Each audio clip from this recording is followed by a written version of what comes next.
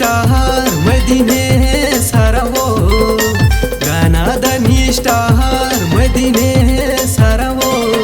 ये 2023 में नया एल्बम खोले वो ये 2023 में नया एल्बम खोले वो गाना धनी स्टार मदीने सारा वो गाना धनी स्टार मदीने सारा वो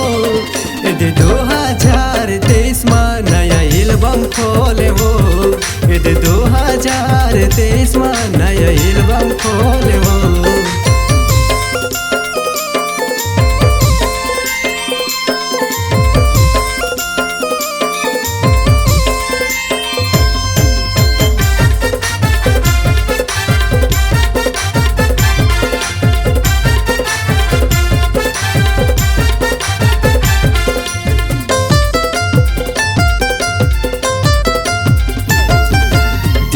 धीरे मैहा गोरी गाना मैहा लिखे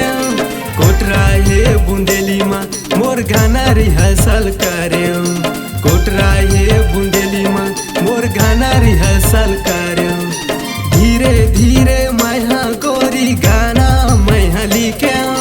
कोटरा ये बुंदेली माँ मोर गाना रिहर्सल करे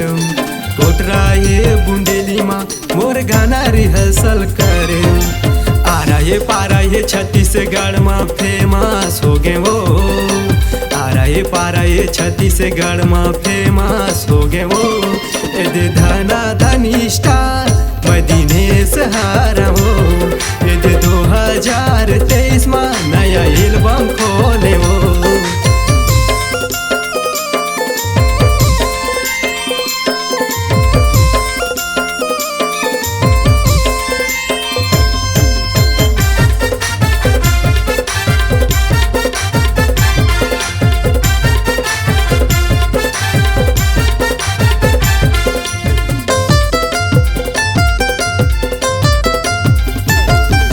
रंग रंग के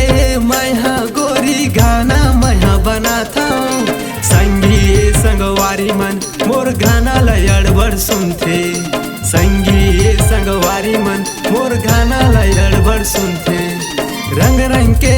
मैहा गोरी गाना मैहा बना था संगी संगवारी मन मोर गाना लयड़बड़ सुनते संगी संगवारी मन मोर गाना लयड़बड़ सुनते दिनेश दीवाना के संग में भारी सेल्फी लेवते हवै वो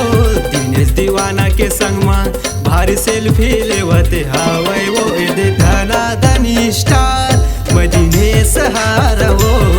ये 2023